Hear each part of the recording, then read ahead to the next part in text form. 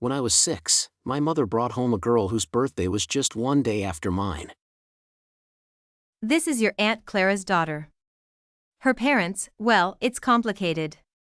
From now on, she'll be part of our family. She's had a tough time, so as her older sister, you need to be considerate of her.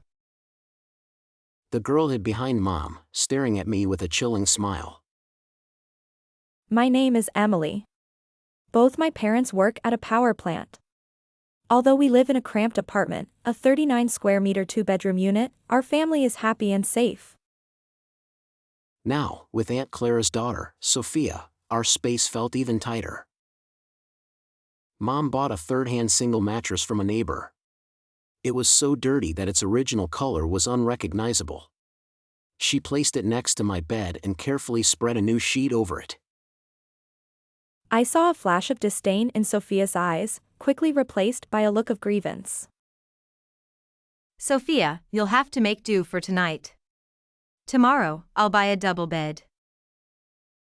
She paused. This place can't compare to your 100 square meter home, but don't worry, as long as we have food, you won't go hungry. Tears welled up in Sophia's eyes as she clung to Mom's arm, trembling.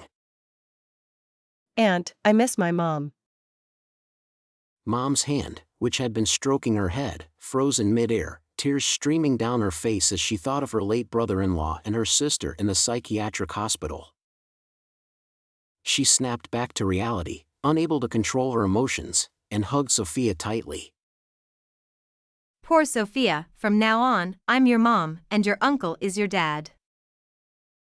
I understood every word Mom said, but together, they didn't make sense to me. My parents were now Sophia's parents. What about me? I stood there, clutching my clothes, confused. Once Mom calmed down, she turned to me. Tonight, you'll sleep on the floor. Sophia is so young and has been through so much, she shouldn't suffer anymore. Mom was giving away her love and now my room too? I shook my head, refusing. Mom's stern expression showed her suppressed anger. Look at you. You're not as good at studying as Sophia, not as pretty as Sophia, and now you're being so inconsiderate. Who do you take after? My throat felt like it was blocked, and I couldn't say a word. Silently, I placed my pillow and blanket on the mattress. Sophia's eyes gleamed, a cold smile briefly appearing on her lips. Mom personally bathed. The sunlight gently filtered through the curtains, caressing Emily's face like her mother's touch. The room was silent. Mom must be feeling sorry for Sophia, that's why she's so kind to her. Dad must be secretly preparing a birthday gift for me, that's why they left me at home.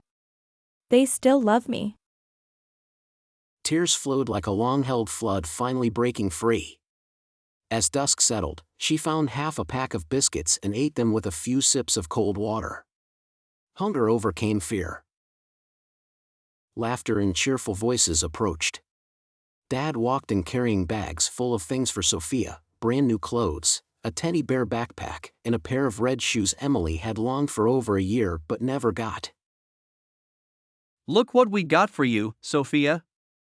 New clothes, a teddy bear backpack, and those red shoes you wanted. They bought everything they needed and more, except a bed.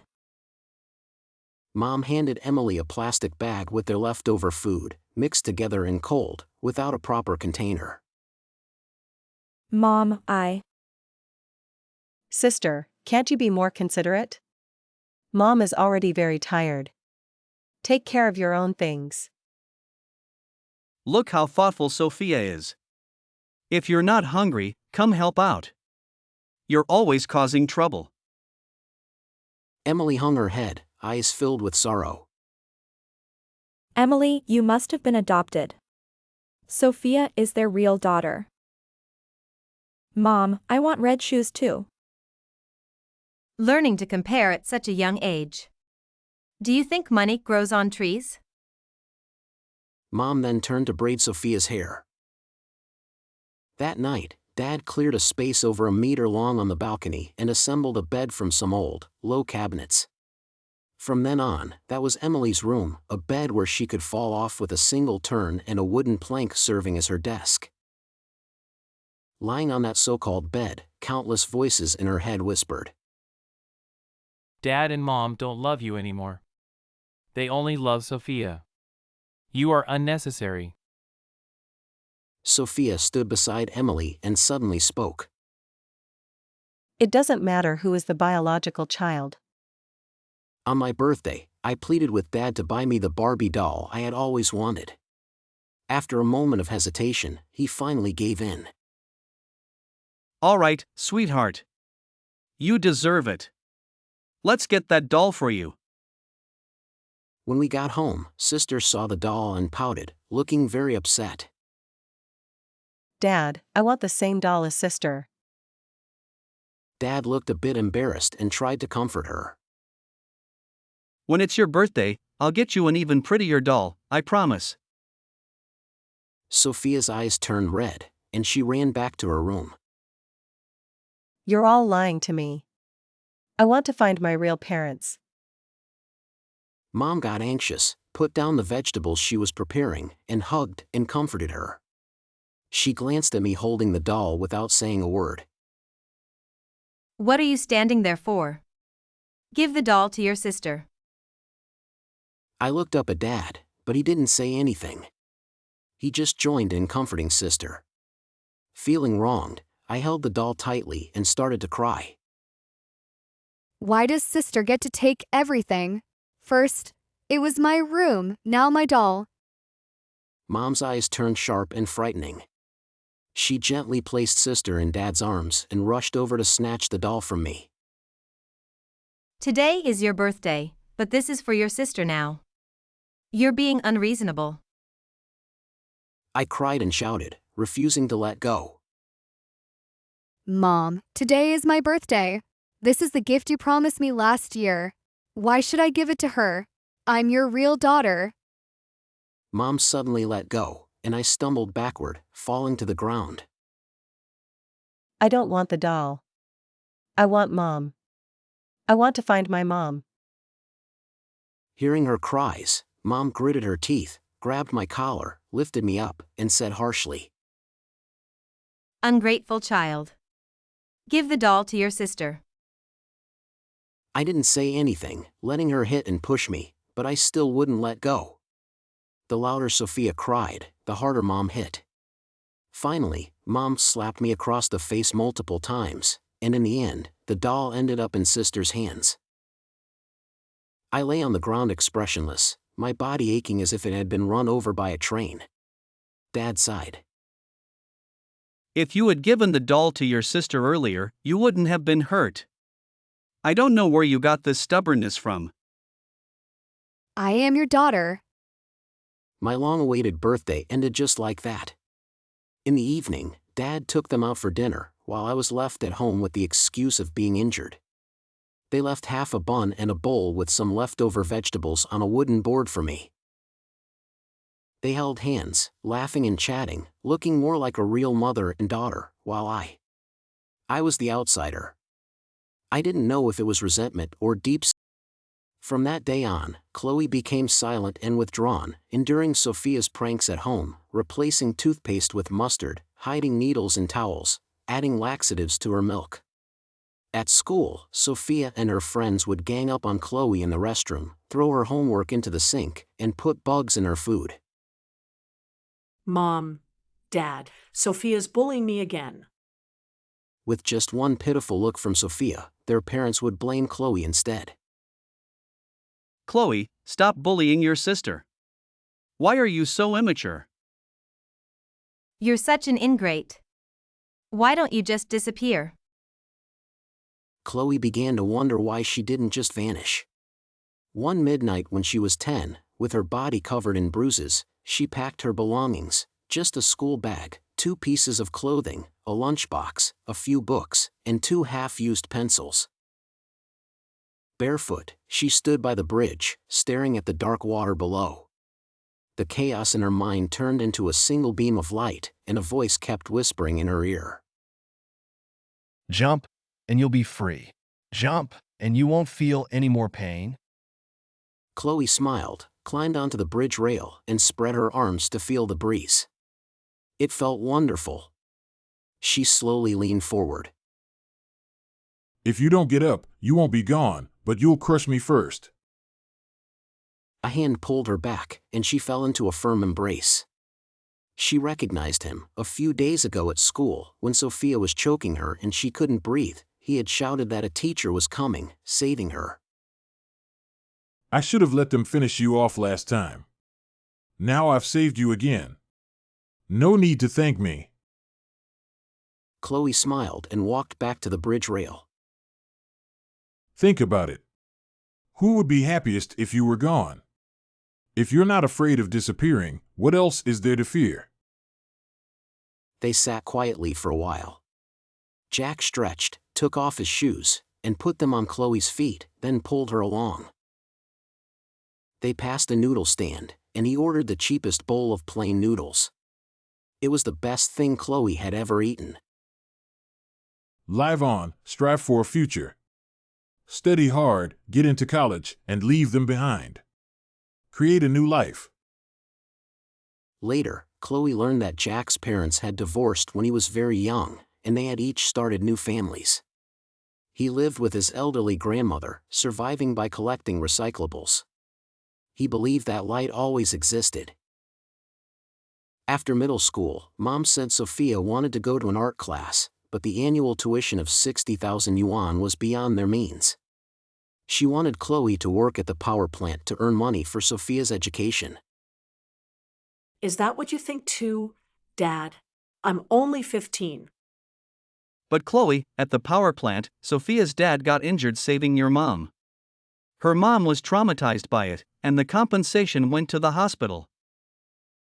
So, I have to bear all this? For years, Sophia has been hitting and cursing me, and you always blame me without understanding the situation, even hitting me yourselves. Chloe lifted her shirt to reveal her stomach, where a large burn scar looked terrifying. How did this happen?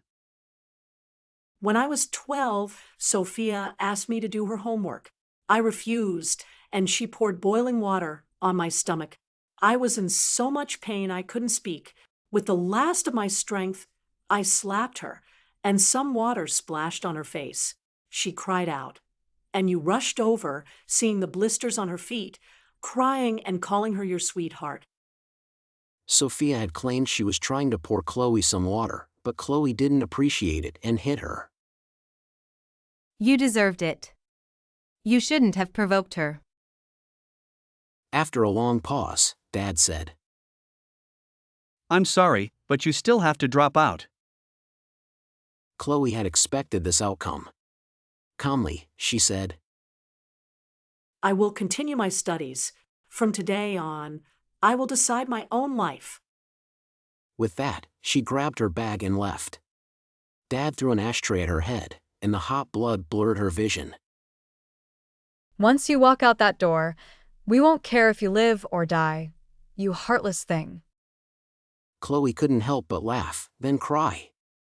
Who would want to live in this house? If she could, she wished they had ended her life when she was born.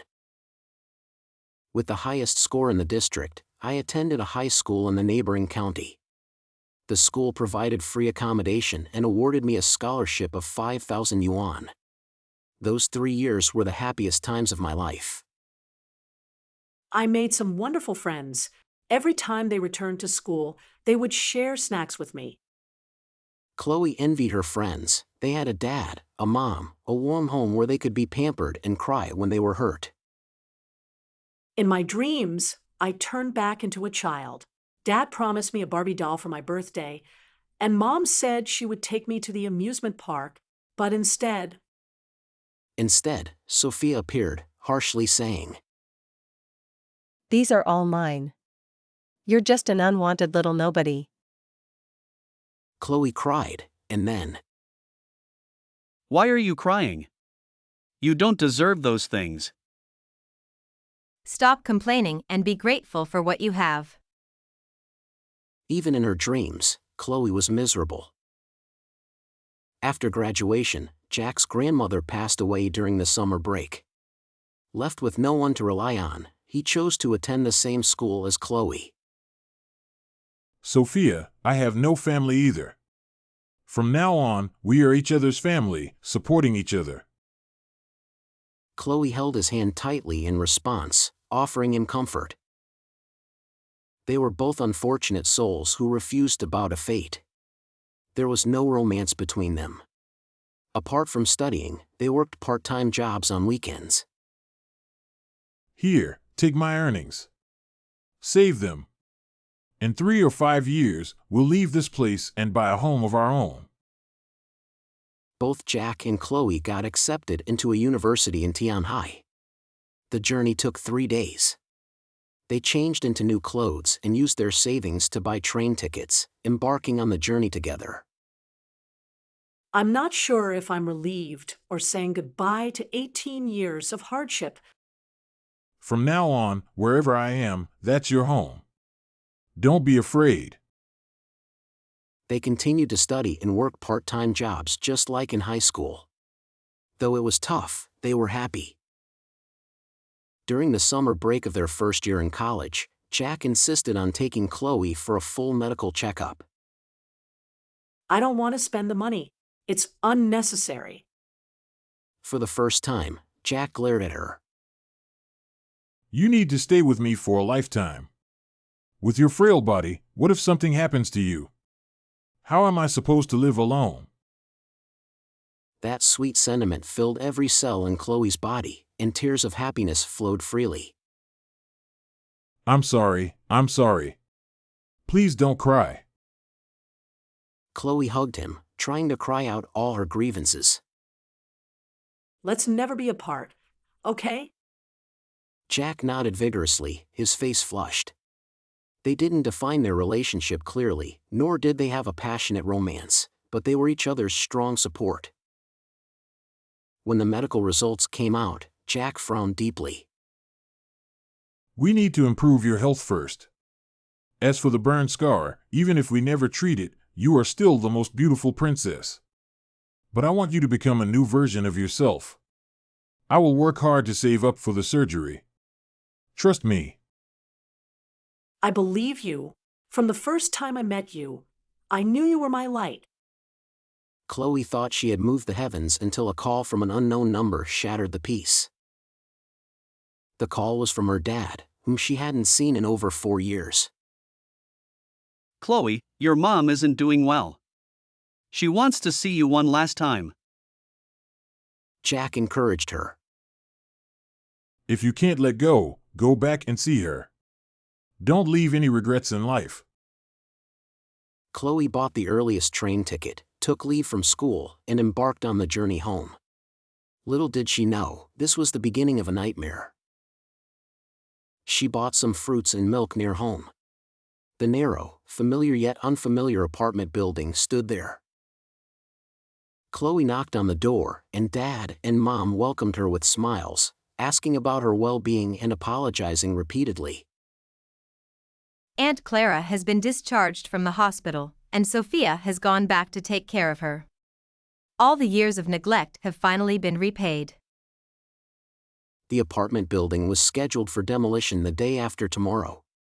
This apartment was worth 1,000,000 yuan, and there was another apartment. They were all left to Chloe to make up for the years of neglect. No, use the money for your retirement. You've grown up. I lay on the cold bed, the harsh light piercing my eyes, making it impossible to open them. Voices echoed faintly around me. She's waking up. Don't worry, just give her another dose. Hurry up, my right eye keeps twitching.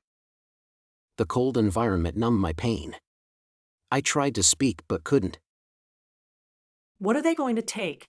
Is it mine? The medication kicked in again, and I drifted back to sleep. When I woke up again, it was 2 days later.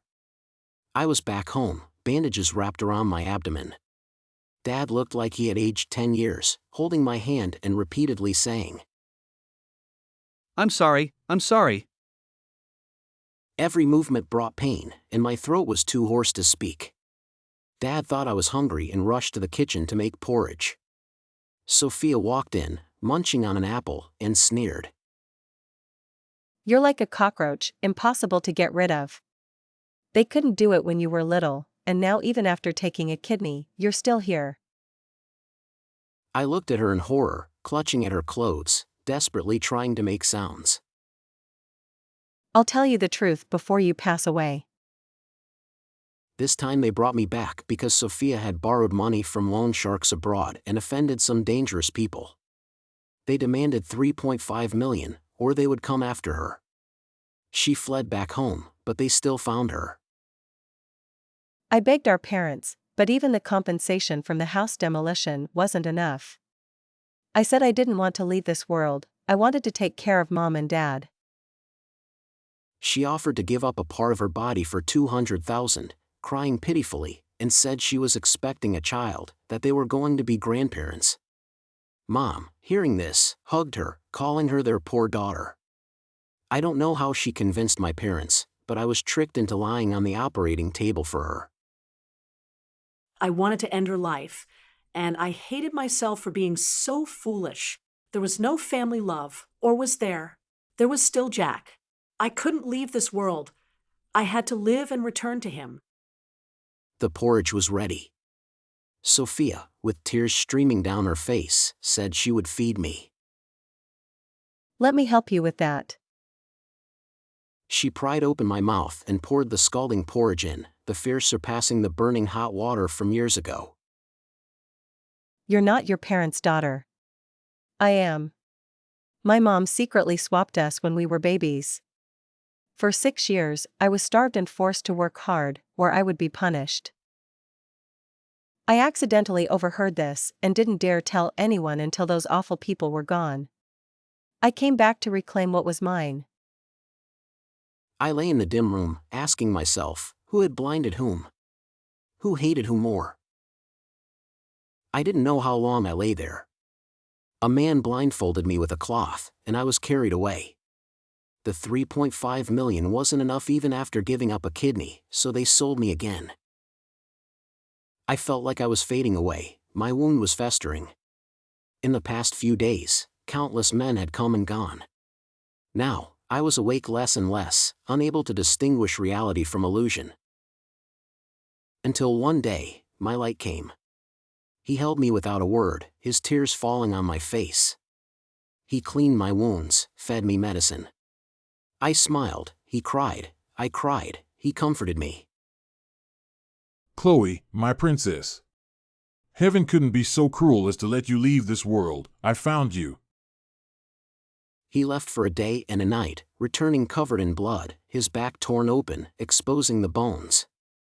He had ended those men and made Sophia experience the same, avenging me. My voice was gone, I could no longer speak. I didn't want him to be trapped because of me. That night, he talked a lot, reminiscing about our life together. The first time I saw you, Sophia was choking you, your face turning purple. Your defiant eyes were like a wolf refusing to submit. We're destined to be together in this life, even in death. Otherwise, why would I have walked miles to save you from the bridge that day? I love you to madness, but I couldn't look into your eyes and say it. I was afraid I wasn't worthy of you. I regretted so much, letting you come back alone. I deserve this. From collecting scrap to doing odd jobs, part-time work, we already have $40,000. We'll soon be able to buy our own house. Chloe, my princess, I'm so glad I found you. I want to be with you forever. I love you, I love you. Jack's voice grew weaker. I knew he was holding on for me. I typed the last word on my phone, held his hand, and turned to silently mouth. I love you. The greatest regret of my life is my daughter, Emily. At my brother-in-law's funeral, my sister had lost all her former grace. Her once long, black hair was now a tangled mess, her nails were filled with dirt, and she mumbled incoherently. Sister, are you all right? He's gone. he's really gone. My sister had lost her sanity, leaving behind Sophia, who was now struggling to fend for herself. The law appointed me as Sophia's guardian, along with the $200,000 insurance payout that my brother-in-law had sacrificed his life for. I will take care of Sophia. She will stay with us. I handed over the entire $200,000 to a private mental institution and brought Sophia home, not realizing that this decision would eventually tear my family apart. Sophia, this is your new home now. Thank you, Auntie. I'll be a good girl. Who would have thought that a 6-year-old girl could tell such a monumental lie? Auntie, I need to show you something. It's very important. She presented a report claiming that she and my daughter had been switched at birth by a nurse. What? How could this happen? It's true. This report proves it. I was completely taken in by this report, not questioning the obvious inconsistencies. I wanted to make up for all the years I felt I owed her. I will do everything to make it right, Sophia. Sophia seemed well behaved on the surface but often bullied my Emily in private. Yet, I was blinded and became increasingly harsh towards Emily. Mom, why are you so mean to me? Stop lying, Emily. I know the truth now. When I received a package from Emily, along with a letter, I wished I could tear myself apart. What's this? A paternity test report? I compared it with the one Sophia had given me from the same testing agency. Emily was indeed my biological daughter. What had I been doing all these years? Why did I only believe Sophia's words? It was all Sophia's manipulation. Yes, it was all her deceit. I was not at fault. I was not at fault. Emily, I'm so sorry. But my daughter could never come back. I had failed her. The letter contained only 3 sentences. Mom, please love me again, will you? Mom, I am your daughter, believe me, will you? Mom, in the next life, never mind, let's not meet again.